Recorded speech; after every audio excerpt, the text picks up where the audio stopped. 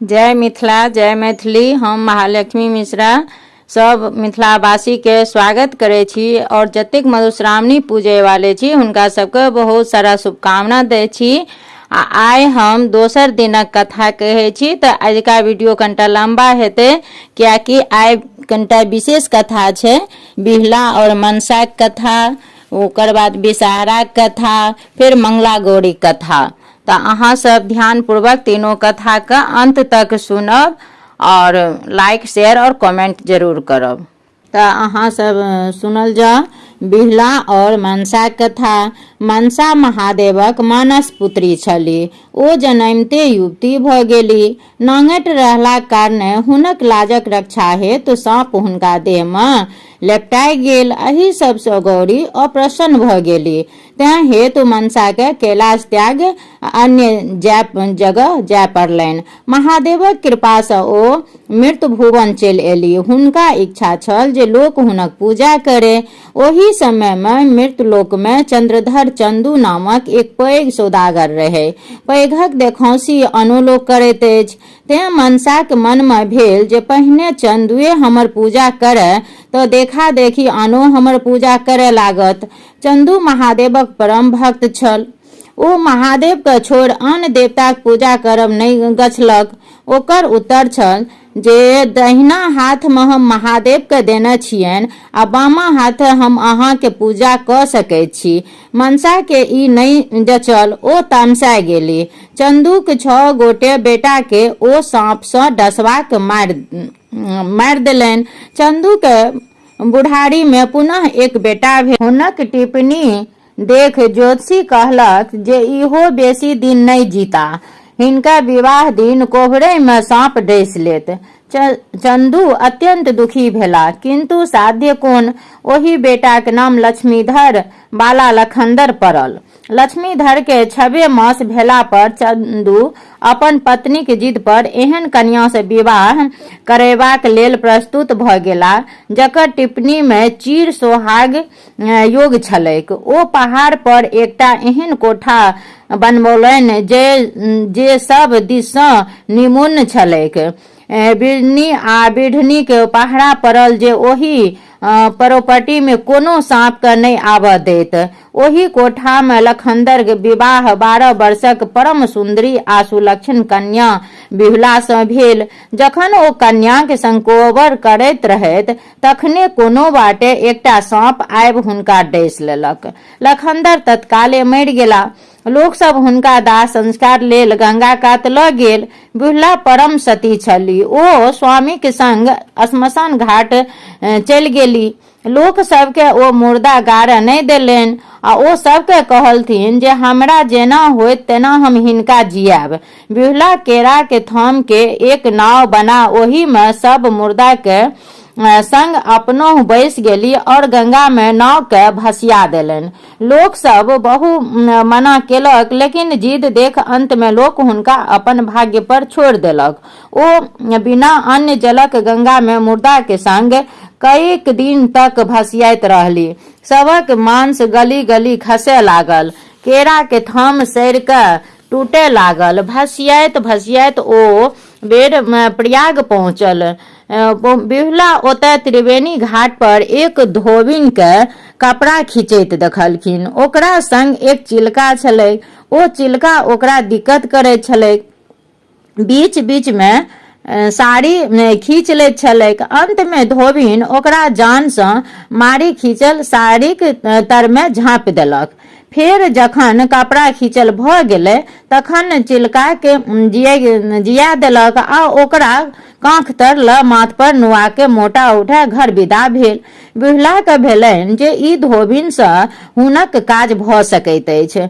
ओ ओहि दिन ओतय रुकि गेली। दोसर दिन जखन धोबिन फेर घाट पर आयल तखन बिहुला अपन सब ओकरा कहलथिन और ओकरा सँ अपन स्वामी के पुनः जीवित करबा में मचित मारलथिन। बिरला सुंदरता, धैर्य और साहस देख धोबिन के दया लग गेले।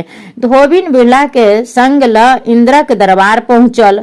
ओतऽ आनो देवता सब छला। बिरला सब देवता का अपन वृत्तांत सुनौलन और अपन स्वामी के प्राणदानक भीख मांगल। देवतागण बिरलाक व्यवहार देख प्रसन्न भ गेली और हुनका दया आबि गेलनि। देवतागण बिरलाक व्यवहार देख प्रसन्न भ गेली। ओ सब विषहारा मनसा के बजौलन और चंदू सौदागर के अपराध के क्षमा क देव कहलथिन। बिरला विषहारा के पैर पकड़ के विनती केलनि और आंचर पसार कबूला केलनि जे यदि पति सहित हुनक छबो भैंसुर जीव उठता तऽ ओ अपन ससुर के मना क पूर्ण समारोहक संग विषहाराक पूजा करती तथा मर्त भुवन में हुनक प्रचार करती। विषहर माता प्रसन्न भ सबके जीव जेबाक वरदान द देलनि। इंद्र महाराज लक्ष्मीधर सहित सातों भाई के यमपुरी से बाहर करबाक आज्ञा देलनि। सातों भाई के नव शरीर द बिरला के संग लगा देल गेल। चंदू सौदागर बेटाक शोक से मरणासन भ गेल छला। देखनिहारक अभाव में धनो बीत बोआ गेलनि। अकस्मात सातों बेटाक संग पुतोह के आयल देख आनंद विभोर भ गेला। हुलैस के सातों बेटा पुतोह के गढ़ लगाल। बिरला से सब हाल बुझ हुनका आशीर्वाद सँ ओत प्रोत क देलखिन। खूब धूमधाम से विषहारा के पूजा केलनि। सबके हकार निमंत्रण देल गेल। विषहारा के महिमा के गुणगान कयल गेल। हुनक पूजा के प्रचार प्रसार कयल गेल। अनेको स्थान पर हुनक मंदिर बनवाओल गेल। ओही दिन सँ मर्त भुवन में विषहारा के पूजा होए लागल। गाम गाम में हुनक गहबर बनल और लोक सब में ढोल बाजे भीख मांगे विषहारा के गीत गावे पूजा करब प्रारंभ केलक। जे कि आइयो ई रिवाज छै कि पांचों घर कम से कम भीख मांग के तहन विषहारा के पूजा होइ छै। तो अब विषहारा कथा सुनो। कंदु नामक स्त्री सँ कश्यप मुनि के 1000 सर्प संतान भेल आ ओ संपूर्ण संसार में पसरि गेल। ओ सब बड़ उत्पादी छल। उत्पात मचावे लागला। लोक सबके डसे लागल। लोक अनधुन मरे लागल। ई देख ब्रह्मा चिंतित भेला जे यदि सांप एना करत तऽ हमर सृष्टिए समाप्त भ जायत। ब्रह्मा कश्यप मुनि के एकरा सँ त्राणक उपाय करे कहलथिन। कश्यप मुनि सांपक विष झरबाक मंत्र बनाओल। ओ मन सँ तपस्या के विषहारा के सृष्टि कैल। तें ओ मनसा देवी कहाओल। किछु पैघ भेला पर ओ महादेव लग कैलाश चलि गेली। ओतय बहुत तपस्या केला पर महादेव प्रसन्न भय हुनका ज्ञान और मंत्र देलनि और पुष्पकर क्षेत्र जाकर तपस्या करबाक सुझाव देलनि। ओते 3 युग धरि श्री कृष्णक तपस्या केला पर ओ सिद्ध भ गेली। एतय ओ सिद्ध योगिनी कहाओल गेल। एखन तक हुनक विवाह नहि भेल छल। तपस्या सँ हुनक देह सुखा क जीर्ण भ गेल। तें हुनक नाम जरत्कारो पड़ि गेल। तखन हुनका जरत्कारो नामक बूढ़ तपस्वी ब्राह्मण से विवाह भेलनि। ताहि से हुनका आस्तिक नामक पुत्र भेलनि। राजा जनमेजयक प्रसिद्ध सर्प यज्ञ में अनेक सर्प मरल, किंतु सब सांप के आस्तिक मुनि अपन प्रभाव से बचा लेलनि।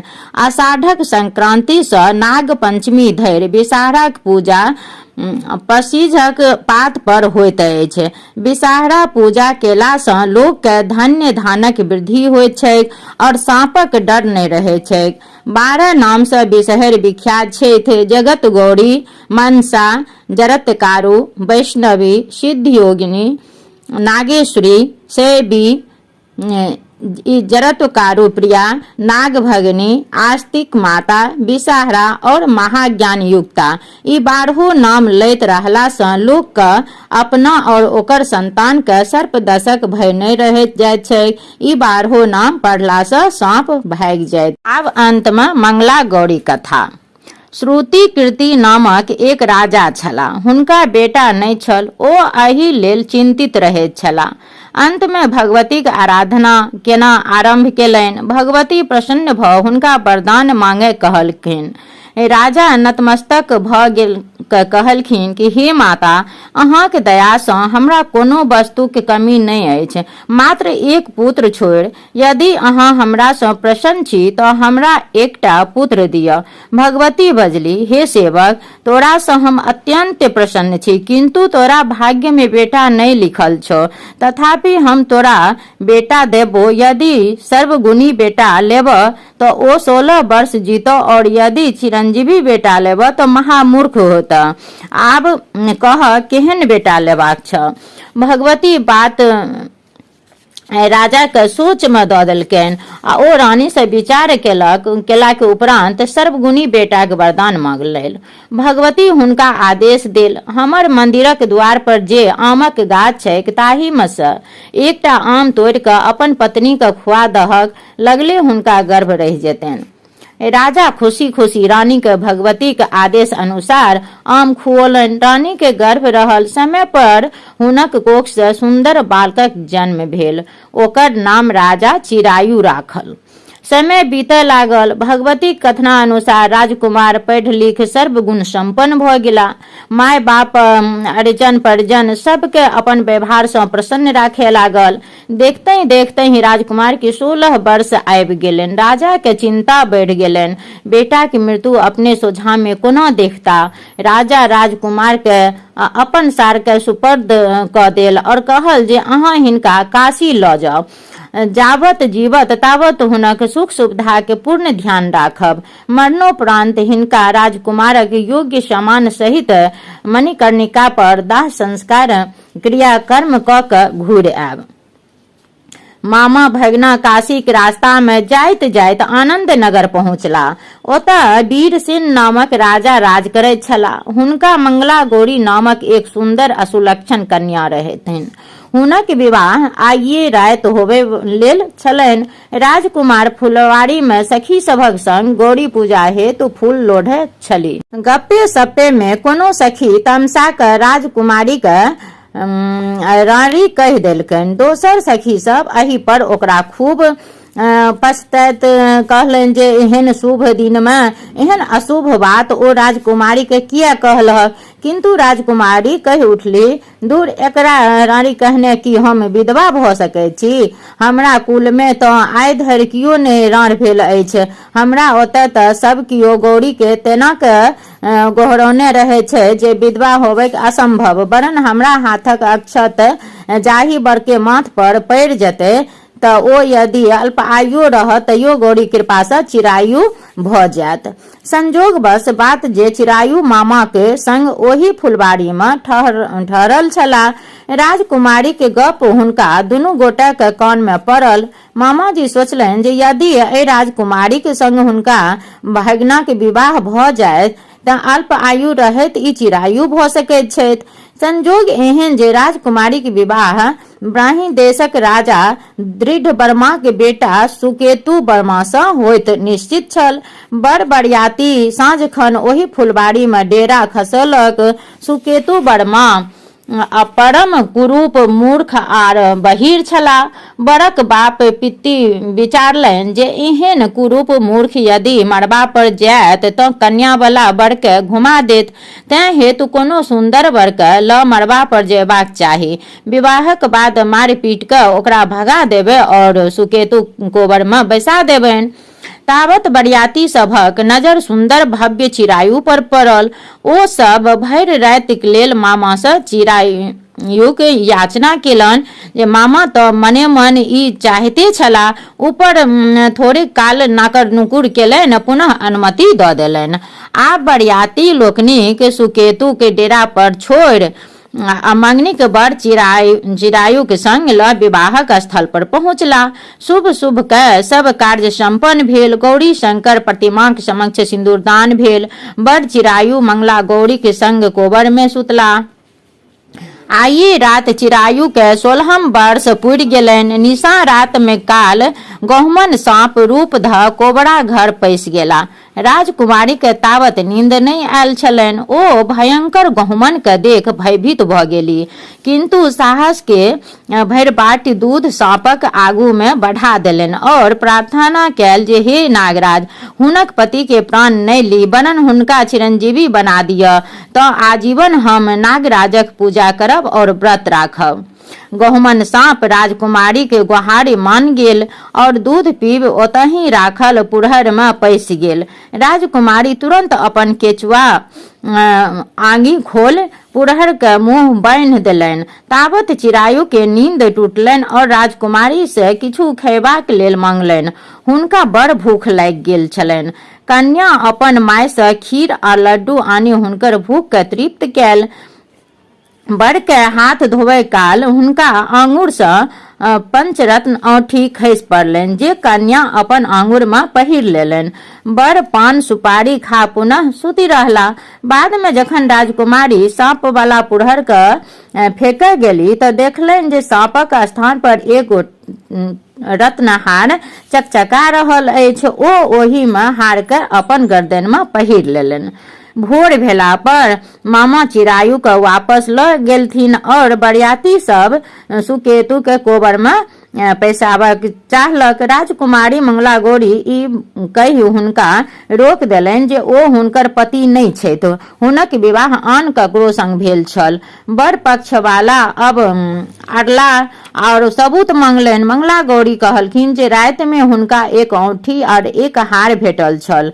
बड़ बाजत जे ओ सब केहन छल और राति में ओ की सब केलनि और हुनका सँ की सब गप केलियनि। सुकेतु एको बातक उत्तर नहीं द सकला।